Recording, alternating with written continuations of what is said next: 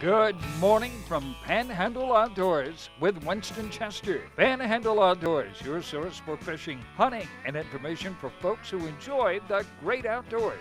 Now sit back, relax. It's Panhandle Outdoors.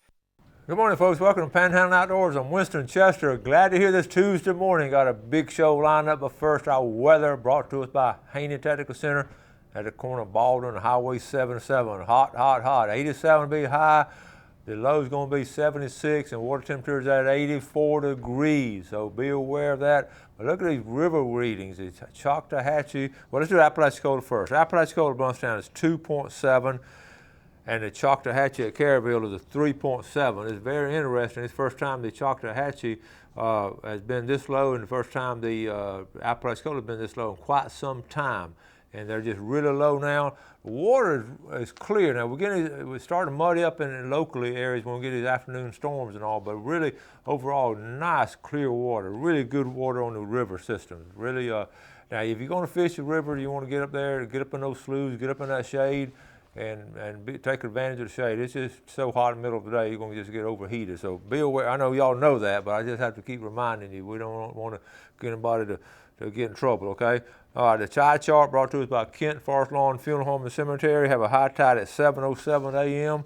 and a low tide at 8:26 p.m. Marine forecast is west-southwest at 10 to 15. Let me go in and briefly mention these summer afternoon thunderstorms. We talk about it each year about this time of year when they just come popping in. A lot of times, they're coming off the Gulf, but the ones that get us in trouble here are the ones that come from the inland out toward the Gulf. We call those inshore coming in from the land, okay, not offshore showers. But Sunday afternoon I had I watched it on radar because I heard the thunder up around Youngstown and Fountain. I said, and they get a lot of rain up there. It started coming down, and it just came down real quick, coming down from north. If you're out in Shell Island or out anywhere in that area like that, those storms come in fast. I know Lynn Haven got hail. Gail was in town, and when she came back through, she called me and said it was hail in Lynn Haven. So it comes on fast and it comes on furious. So be aware of these afternoon summer thunderstorms, and know they can kick it up, especially if you're in a small boat. They can kick it up and see where they're coming from. That's where the wind and waves be coming from. Just be aware of that. We had a kayak get in trouble last week. We had that family, that dad with his 3 kids off Sarasota got in trouble. It was a simple story just like that. A storm came in from the land and came out into the Gulf from the land. So y'all be aware of it, okay? Let's take a break and we'll be right back.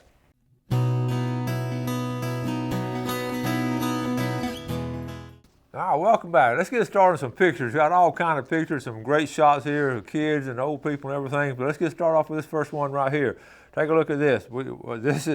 I love this one because it got same story. A kid with a fish. All right, this is right here. This is Max Harrison, his dad Matt Harrison, mom Leah Harrison, his grandmother was my principal, Miss Sandy Harrison, and her husband Gary Harrison. So they caught this snapper out of Destin. Good job.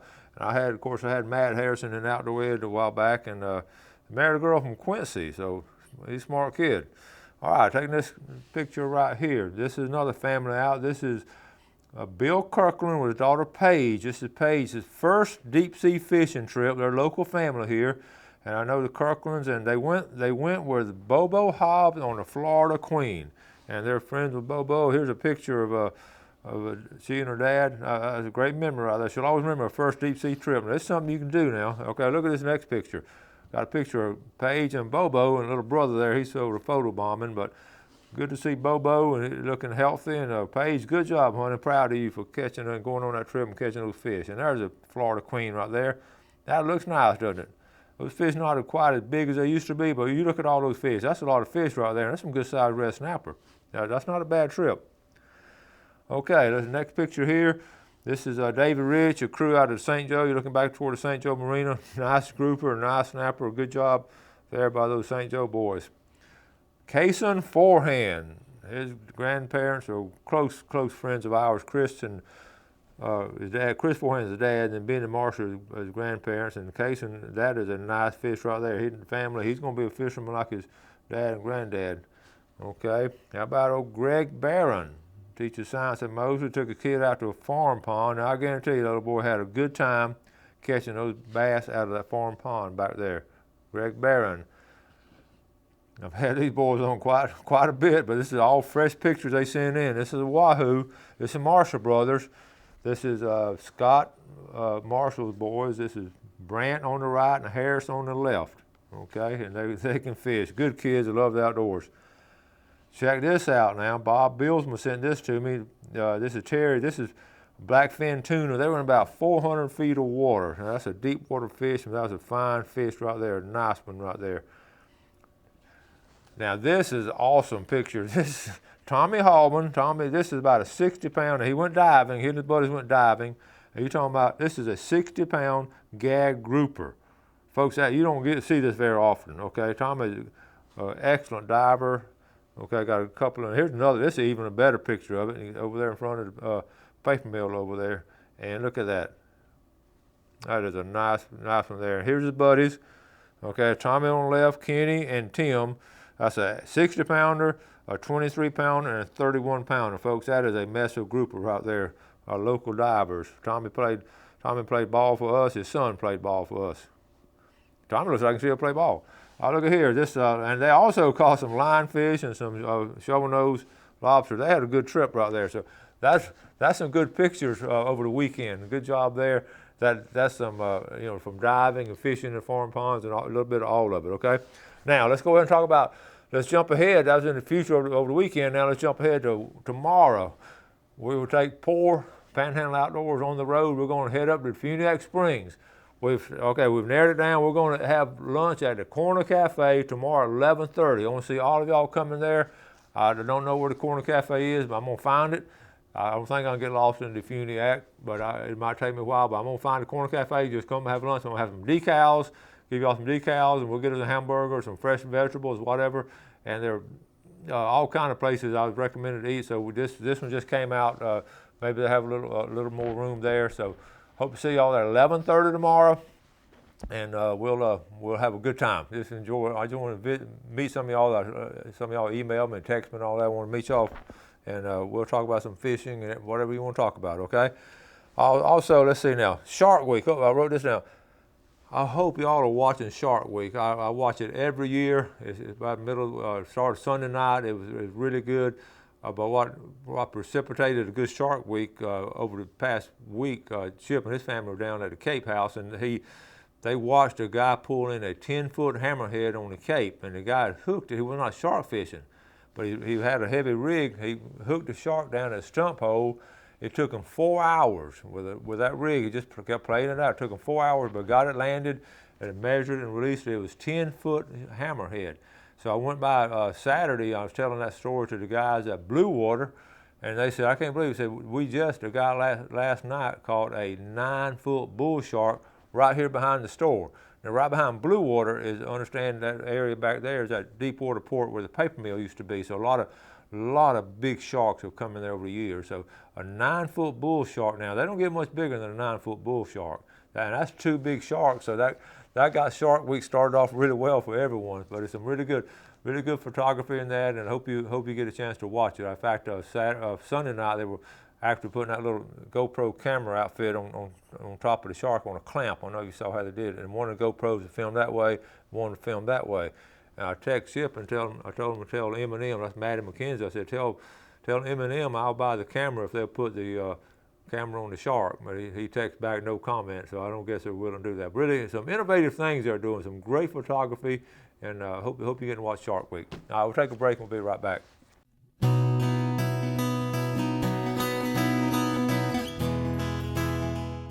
All right, welcome back. I want to say good morning to Louise down at St. Joe Beach. She's living down there. Good to see you watching the show every morning. Hope you're having a great day.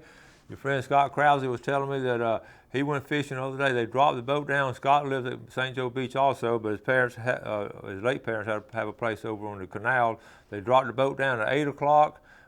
He and 2 buddies went king fishing. At 9 o'clock, they were putting the boat back on the rack where all 3 of them had the limit of king mackerel. That's how thick they've been this past week down in that area off the Mexico Beach area. So, Louise, glad you watched the show, okay? Also want to get started. I have a quick question on Shark Week. I was telling Jeff, I was watching the other night, and they show the seals. You know how sharks love to eat these seals. They're solid black seals, and then these divers get in the water. So, well, these divers look just like seals in these black suits. Why don't they ever come up? Have you ever thought about this? He just hit me the other night. Why don't they wear like a fluorescent orange diving suit? Why wouldn't they wear that? I'm just, if you know the answer to that, let me know. And that way it won't look like a seal, or bright yellow, you know, like that Panhandle shirt I have on, if they wore those kind of colors and all. Maybe sharks might be blind. I want to show you now where to go, I'm colorblind, show you where to go pompano fishing and whiting fishing. I'm going to go along the coast. It's a great time of the year. We're getting ready to do some more of it. You can catch some pompano in the summertime now, and whiting is excellent. I'm going to show you my favorite locations along the Panhandle. I'm going to go to Google Earth map, and I'm just going to sort of work your way down. And I'm going to start on the western end of our viewing area. One of my favorite places is down around Grayton Beach, Grayton Beach right here. Now I'm going to show you the park. You've got to, here's Seaside to the right. Seaside is to the right here. Okay, now here, right here in the center of the screen is the Grayton Beach State Park. And what you can do, that's your camping area, that little circle. Of course, that's the circle. That's your camping area right here. When you come down this road, what they call the beach road, come down that road, and now, of course, you don't have to camp there to come down, but that's the main park road. You can park this big parking lot here, then you come down this area right in here and spread out here. And there's usually enough room to, especially during the week, you can go fishing and all. So that's one of my favorite places, Grayton Beach State Park, okay? Now we're just gonna work our way down the road. One of the early places, I'm gonna sort of zoom out and see if we can keep this going in a respectable manner. Okay, one of my early places around Sequoia, where Alice Beach is now. There's some roads out in here where it cuts off these places right in here. See where Phillips Inlet is, okay? That's the Camp Helen, right here is Camp Helen State Park, okay? Emerald Crest, we used to fish along Emerald Crest, but right here is where the Phillips Inlet Canal, see the dock right there, I've talked about it before. Now that's a good walk, it's a good long walk, so you don't want to take a lot of heavy stuff with you. But you can see the area there where the old dock used to be. Excellent place to catch whiting, okay? Whiting and pompano. Mainly, I'm talking mainly about pompano. Whiting's like a bycatch to me, but it's a good bycatch. Now, as you get on into Panama City Beach, if you're going to fish the beach, you fish on the western end. Several places go there around Laguna Beach and those areas, but fish the western end. When you get back up here toward the eastern end, it's just too crowded, okay? But one place I want to point out to you is, okay, let's come on up here at Panama City Beach, if I can find it. Okay, here's Pineapple Willies. If you can get a okay, there's a little state park here too, okay? And a little state park. Rick Seltzer State Park is right, Rick Seltzer Wayside Park. I'm just right in this area right in here. And then the old, let me find Grand Lagoon, okay, but anyway, it's right in here, maybe, okay. The area right there around in front of Pineapple Willies and Rick Seltzer Park, okay. Let me move on down, because we're gonna run out of time. Let's move on down, okay. St. Andrews State Park, we talk about it a lot. Of course, you got the pier, St. Andrews State Park. You can do some surf fishing early in the morning before the crowd gets there. The whole area right in there. Now, the old timers, and still some people do it, we used to bring their boat in here on the backside of Shell Island. They come on the backside of Shell Island and walk across right here and surf fish here. A good isolated beach, okay? It used to be isolated, but people go in there now. A little more crowded, but good fishing. In fact, the guy, if you want to fish from a boat, it's probably the hottest spot to fish from a boat. I know some folks going to get upset with me for saying this, but it's a fact. We're often known fishermen. This area right in here from a boat. Here's the jetties, all this area right in here, and a couple of spots down in here. Work this area, the deep holes, and you can sight fish there. Okay, quickly, I want to go to just a couple more places. Okay, you go down to Tyndall, what we call Tyndall Beach, Crooked Island Sound area. Tyndall Beach, you can go in right up here, the road right up here, and then you walk down here and fish all along through here. I've caught some, that's some of my favorite fishing is along Crooked Island Beach and Tyndall Beach, okay? And then, of course, we talk about the Cape a lot, and the tip, in fact, this is called Pompano Point right here. Pompano Point, if you're going to fish from a boat, that's Pompano Point right in here. Great fishing there. And also, of course, surf fishing, you go to the state park right here in St. Joe, the state park right. This is Eagle Harbor. I'm going to show you exactly where to go in Eagle Harbor, okay? This is Eagle Harbor. This is a boat ramp. That's a boat basin right there, okay? right across the road. Now you can park in the parking lot right here. This is a walkway to the beach. Walk right down here, folks, and walk down this way. It won't be quite as crowded, or walk down that way. This is a good isolated area compared, because you have people live here and they don't know how to fish anyway. And then you have campers, and the campers are going to fish down here. So this strip right in here, I'm telling you, that is an excellent place. That's one of the premier places. Don't tell a lot of people about it because it'll get crowded, but right around the walkway, you're going to have people just sunbathing and all, but walk away from them either to your left or to your right. Either go south, either go north along the beach there. Excellent place to go, okay? And then one more place on the Cape. Well, there's a little park there. And then we'll talk about the Cape itself, the stump pole. The stump pole is becoming very popular now. It's fascinating watching the people. There's a stump pole right here in the middle of the screen, right there, okay? And they've rearranged everything. The rocks are rearranged and everything. That's the Cape San Blas Road.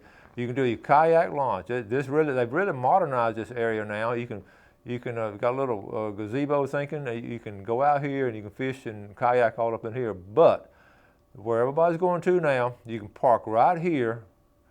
Now it used to be the stump hole used to be stumps way out in here. That's how I got the stump hole name. I've got some great pictures back in the day. But people are walking right down here, and see, this is Eglin property. This is government property. So you can fish along the beach all through here.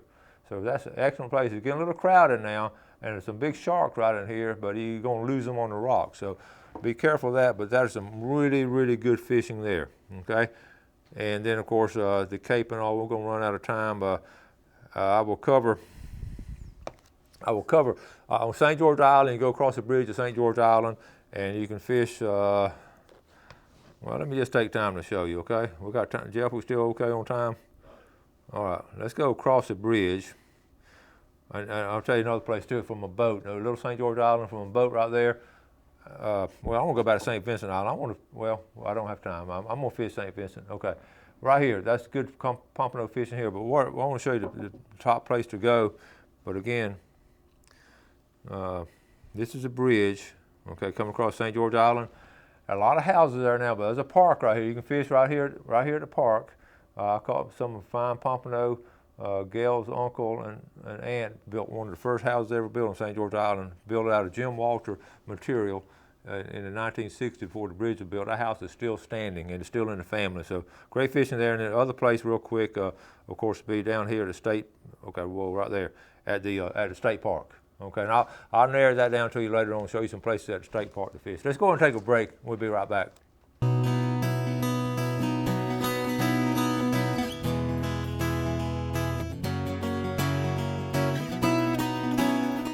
Okay, welcome back. Let's take a look at our fishing game times for today, brought to us by Barron's Barbecue Shrimp Marinade Sauce. The time is this morning, 7:22 to 9:22, nice and cool, excellent time to go fishing. And this evening, 7:48 to 9:48, and was cooled off by then, so that's going to be interesting. All right, the scallop and the bears. We used to be the only little show that ever talked about this kind of stuff. Now all the TV stations are talking about it, which I'm glad they are. They're covering these meetings and all. The FWC ruling on the scallop and bears went just the opposite of what I thought it would. I thought we'd have a bear season. I thought we wouldn't have a scallop season. So that shows what I know. But tomorrow's show, we'll have Travis Bassford on. We'll talk about it some then, and we'll know a lot more about it. But anyway, you know the dates were set August 22nd through September 5th. And no bears, okay? So we'll talk more about that as the season progresses. Okay. Now, Scott Lindsay, my good buddy Scott Lindsay, on the Sunday Morning Article, has been doing a little series on local fishing guides, and it got me interested. I enjoy reading Scott's article on twice a week. And Sunday morning, he was talking about one of the fishing guides, and I sort of got amused. Most people never use fishing guides, but we've had fishing guides here since the turn of the century, 1920s. I talk about Lee Porter with a tarpon fishing up there in Lynn Haven at the Lynn Haven Hotel. Hawk Massolina was an excellent guide down here at Massolina Bayou and out here in the St. Andrew Bay system. We had all kind of guides. Wallace Caswell, all these guys are in the 20, really strong guides. So our tradition here, but when I was growing up and all, it was an exception rather than a rule, was to fish with a guide. And every now and then I heard of a guide over on Lake Seminole, or maybe one guide on Lake Talcott, like one guide. And now there are guides all over. And I fished with a guide. The biggest fish I ever caught was a tarpon fishing with a guide, he and his wife. Excellent situation. So I started thinking about if I'm going out of town. We also fished with a guide in Louisiana. I filmed a trip over there with Michael Harris and those, and they, that's how they make a living. And some of the things you want to look for in a guide, I made a list of different things you want to look for in a guide. In my personal opinion, I didn't, read anybody else's list. If I'm gonna go get a guide, if I'm gonna pay for a guide, these are some of the things you want to look for. But before I get into that, I want to mention there are guides over in Choctawhatchee Bay, Scammia Bay, Apalachicola Bay, of course, San Andrew Bay system. We have inshore guides, and then you go on a charter boat offshore and all. And I also have freshwater guides. So there are a lot of very good guides in the Florida Panhandle. There's a plethora of them. And I know a lot of them, and they always have a standing invitation to come on my show anytime they want to talk about their business and all. I know they're super busy right now. I run into a lot of them, and the biggest thing is that you want to go out there, you want to enjoy yourself, you and your family enjoy yourself with them, and that's the way it's going to be. But what the biggest difference today than was way back in the 20s and 30s, we only had had a handful of guides. Now we've got a bunch of them, so you got to choose. You want to choose wisely, and also I got a list of 10 things. I look at the clock. I'm gonna have time to go through these 10, so I'm gonna hold off on them later on. But Scott Lindsay, the one that got me thinking about it on his article, and he did Captain Burnett 2 weeks ago. This past week he did Matt Smith. He got some more coming up later on. So we have a very good selection of guides. And one of the first things I would look for, I will say this, is word of mouth. Word of mouth, what's their reputation? What do they say about them on the dock and all? One of the worst things to do is just walk along the dock and see a good catch of fish and say, I want to go with that guy. You don't know anything about him just because he caught some fish, or might be another captain tomorrow on that boat. So be aware of those kind of things. But anyway, we're going to talk about the 10 things you look for in a guide. I probably won't do it tomorrow with Travis, but maybe the next day, some things like that, okay? All right, I got to wrap things up. Thank you all for watching Panhandle Outdoors. Y'all get ready to meet me in the Funiac tomorrow at 11:30 at the Corner Cafe, and we're going to have a great time, do something good for your fellow man today, and God bless. Thanks for joining us for Panhandle Outdoors with Winston Chester. Panhandle Outdoors features hunting, fishing, and other activities and information to help you enjoy the great outdoors. Join us next time for Panhandle Outdoors.